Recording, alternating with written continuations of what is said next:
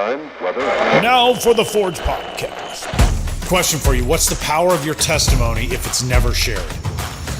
This is the Forge Podcast. So can I back up to, I'm curious, 40 years, you said 40 years of hiding this and how it kind of shaped your identity, shaped your actions, your inactions. What was that pain? What was that thing? Was it seeing your mom, hearing your dad? Was it just that? Was it not just? Sorry. Was it that one moment that played out in your mind for the next 40 years that I didn't do anything, I didn't help my mom? Was there more? Was it? I'm trying to understand what from that latched on the lie you believed or whatever about yourself that then created this new identity that wasn't for the next 40 years that had you hide and well, that's a great question. It's a great question, right? Oh, you absolutely, okay. Because and that's one of the things that I learned in counseling, and I guess before I answer it, I know for me, I remember very little of my life before about the age of 13. Okay. There are just those few moments. Everything else has been wiped away. At times, I thank God for that. Mm-hmm. I pray for others that go through trauma. It's like, God, please, anything that you won't use to help them, bring you glory, wipe it away because it's hard. But what I learned in counseling. And tell me again the age you were when that happened that night. I was 9. 9, okay. Yeah. What I learned in counseling was I did carry for most of my adult life this belief that I was the one that should have stopped all of that. Mm. I should have stopped the pain my mom was going through. I should have, in spite of the evilness of my dad, I should have stopped him. And it took a counselor to tell me, it's like, those were 2 adults. You were a 9-year-old boy. And I also learned through that, Joe, that I carried a lot of resentment towards my mother for years that I didn't understand. And it wasn't, why did I go through this? I broke down in tears a few years ago and I said, Mom, why did you not get out of that situation? Because my pain was not so much for me. My pain was for her. Mm-hmm. What was her response?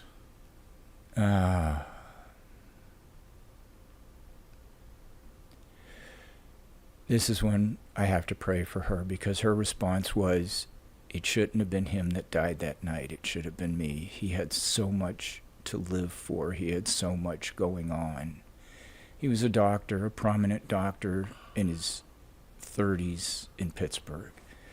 And it is still something I can't fathom to this day, that thought. There was not much of a response. My response to her was,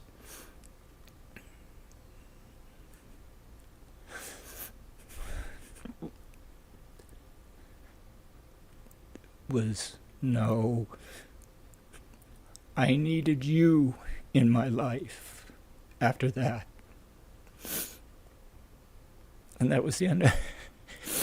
So that's an issue that we'll probably have to step, as Jamie said on Sunday. That's an issue we'll just step lightly around. Yeah. So, what were some of the catalysts in your life that led you to dealing with it, to getting counseling, to... Well, unfortunately, it was the end of my marriage. It was, yeah. Did this...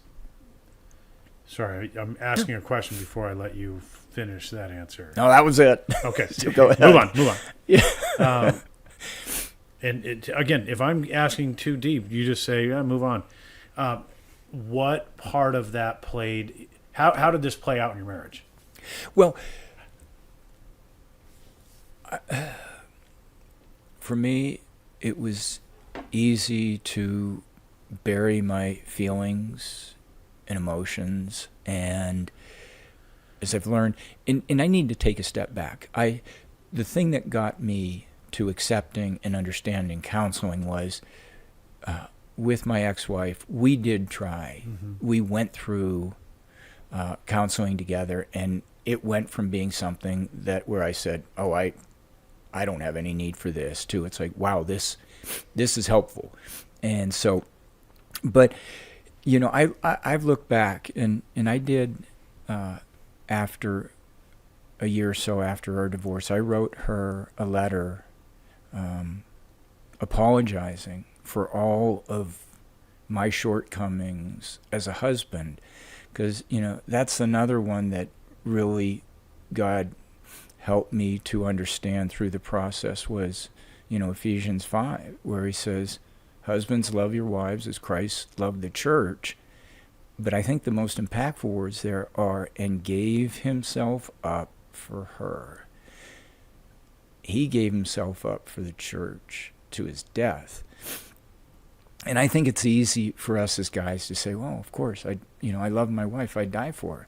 But how many of us, and this is where came up short, is how many of us say, I'm willing to live for her? And that means sacrificing.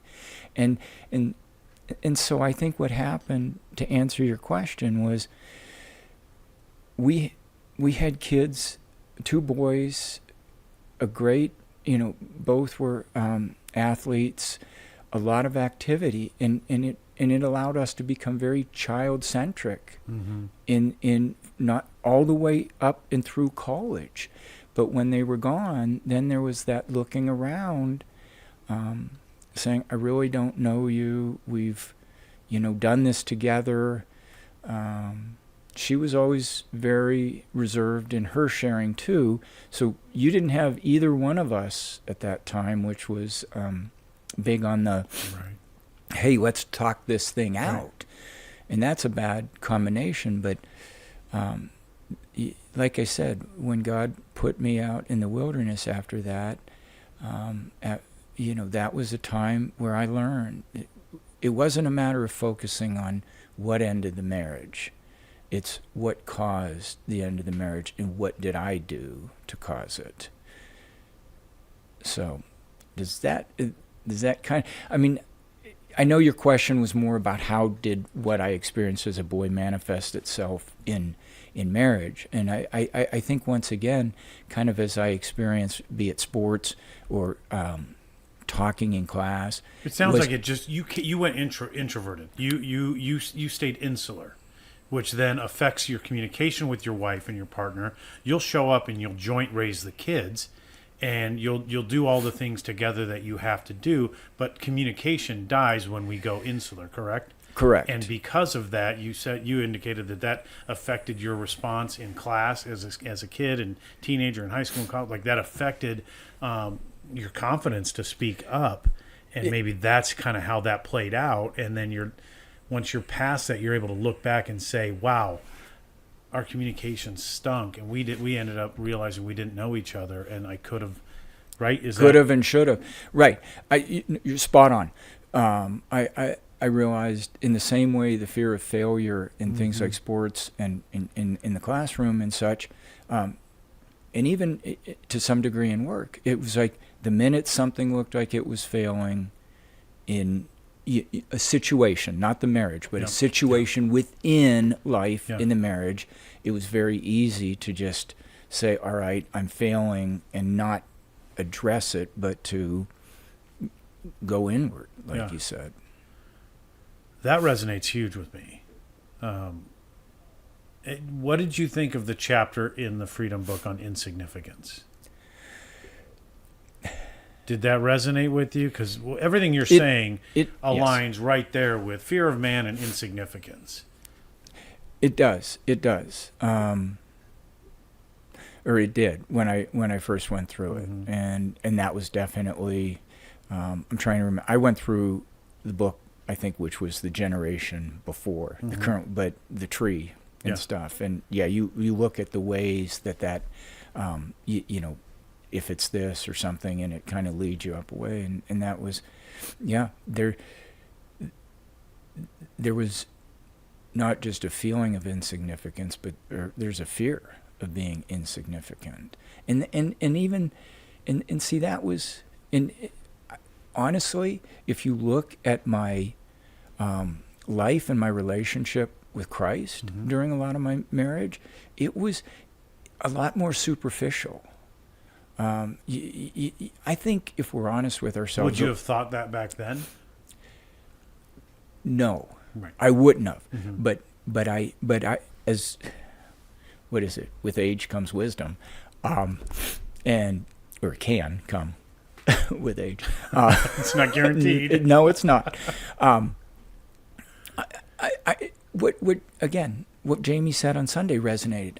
That period in my life where I was very legalistic as a young married guy. It's like, all right, we got to do this, we got to do this, we got to do this, you know, and such, and not giving people the grace side of loving, you know, that's necessary.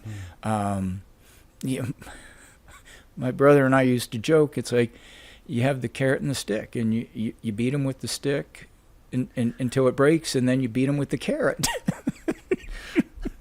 Sounds like my childhood. 3 brothers. All we were was a Tasmanian dust ball going wrestling every single day. So, yes. All right. Oh man, I'm. You don't need to hear anything from me, but what a moving story. There's a lot that I've had to unpack I there. can imagine. And it's just, I think, not belaboring something, but it's so important for me to share that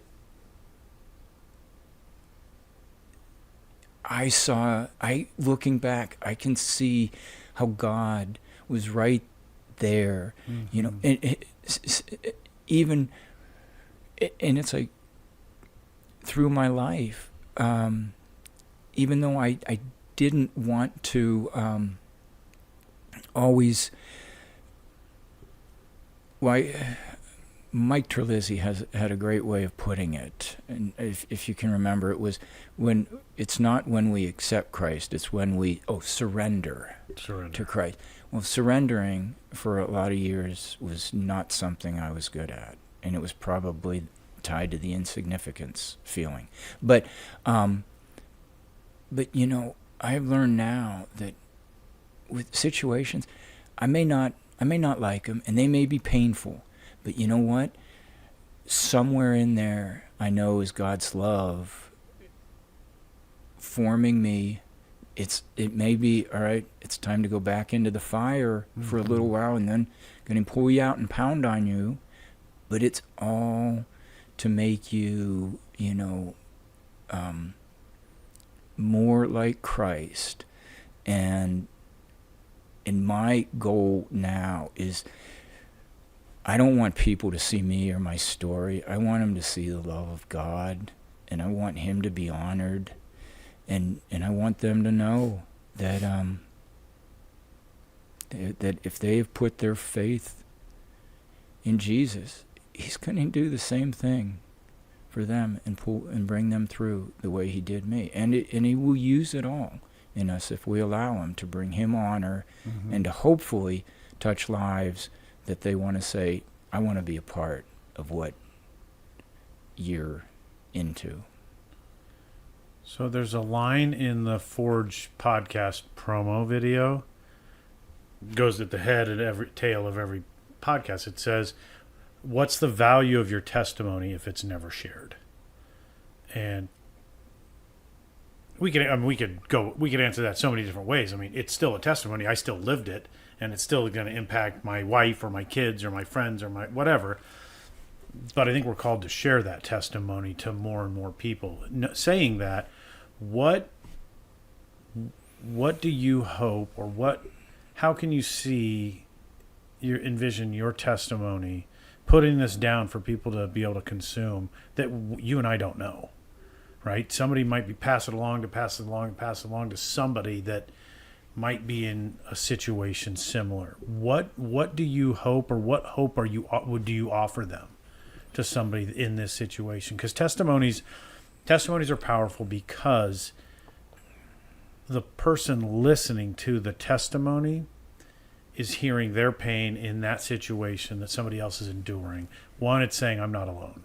Somebody else is going through this. Somebody else has hope, found hope, and that hope is Jesus Christ. But that's why they resonate. Like, yours may resonate different than what mine was, and mine might resonate for somebody else, and somebody else's might, right? That's why we just got to share them all. But long way of asking you, what do you hope somebody out there in that situation or situations similar walks away from hearing this? That's a great question too. Twofold, I think. One is that you have two options. You can let anger and rage take over from what you've gone through, in which case it's going to lessen your life and and lessen who you are.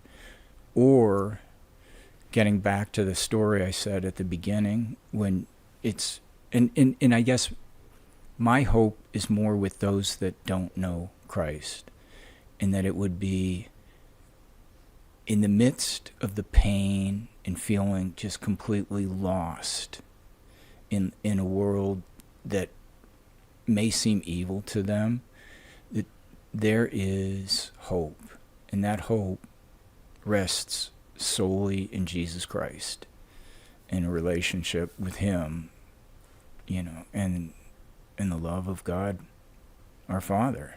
Is that what you would have told 14-year-old you?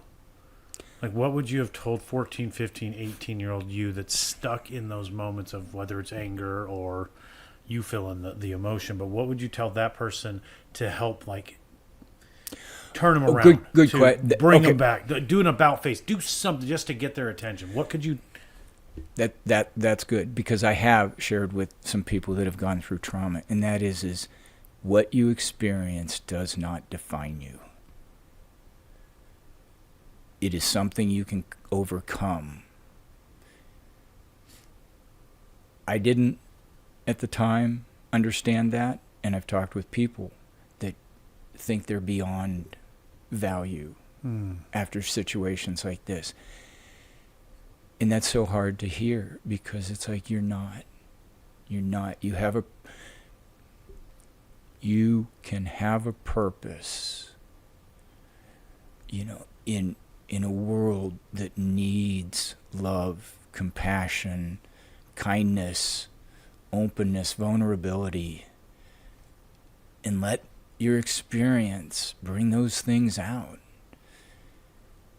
in a way that's going to touch other people's lives. I don't know if that answers it. No, it's so good. I wish you would just repeat it. It's almost like the line in Good Will Hunting, where he's telling Matt Damon, he's in his office, hey, it's not your fault. Will, it's not your fault. Will, it's not your fault. Will, it's not your fault. Has to say it multiple times to break down the barrier. He can't even hear. Spiritually, according to the Bible, we would say ears to hear, eyes to see. We have scales on our ears, on the eyes and ears of our heart, that nothing can penetrate that. And so hearing it once, I'm thinking of you while I was quiet. I'm just hearing you say it over and over and over for it to penetrate someone's heart, that what happened to you does not define you. Right. God defines you, and accept nothing less. God defines you. And if that's not what's defining you right now, then let's do a little work. Let's go on a journey. Let's see if we can at least get a taste of a redefinition of who you are, not by the situation, but by what the Word of God says about you. I couldn't say that any better than you just did. So true. Yeah. Well, that's when your heart just breaks for people like that, right? That are in that have gone through that. Because then you build your entire identity on that. And a lot of times it's an identity of worthlessness. Mm-hmm. And, insignificance just abounds And then from there, passivity, like, why would you go out and instigate anything when you're worthless and valueless and you have no point for living or a purpose? You just cannot see God's original design for you. And so somebody like you can come along and just ping them and ping them again and ping them again. It's like, if you can just crack that surface, that shell, and let them know that that doesn't define you, then you can offer them a little journey, man. Let's go. Come on. Let me show you let me just give you a peek behind the curtain that God did design you for a reason. And it is awesome. And and at least in my experience, I found it is just amazing how people whose hearts are not just really hardened by those situations, it's easier to embrace that idea that, first, that I can be loved. If this person cares about me, I want to know about why, and my answer to that is because I look at you as a creation of God, and you have value. I've told people that, like you said, it's like, it doesn't define. Repeatedly, you have value. You have value. And it is just really, I'm so thankful when God allows me to see somebody give their lives to Him. Not I'm just the hands and the feet. It's His work. And it's just so neat to be a part of that. And if I didn't have my experience, would I do that? Maybe. But you know what? That's the road that God used for me.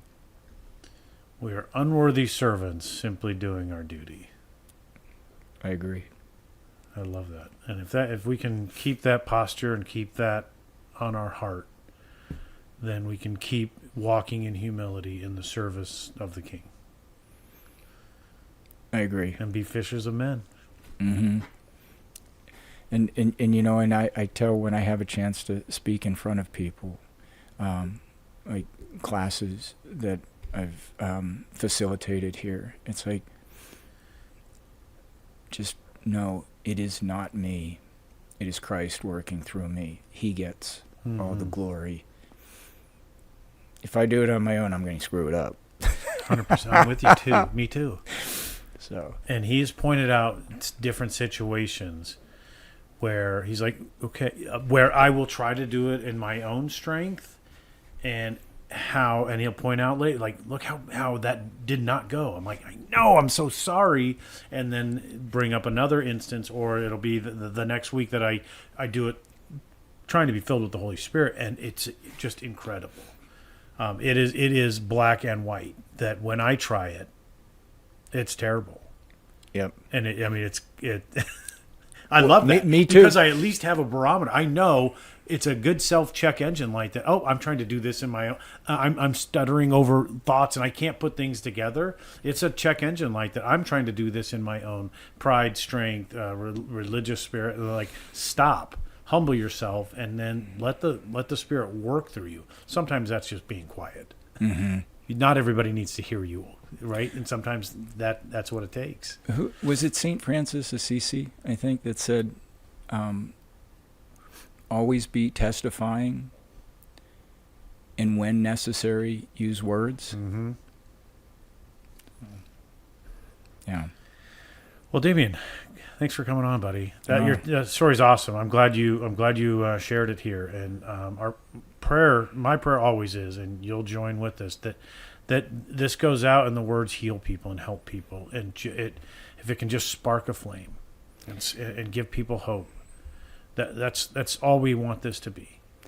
And that was my prayer before I even came here tonight. It's like, God, the purpose of this has nothing to do with me. It's that people may hear it, and it may be what you use to draw them to you and give them hope. Yeah.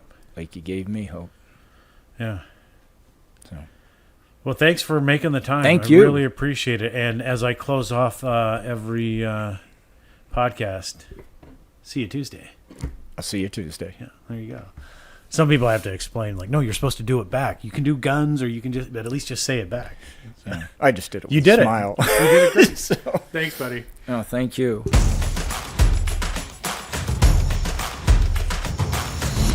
Thank you for listening to the Forge Podcast.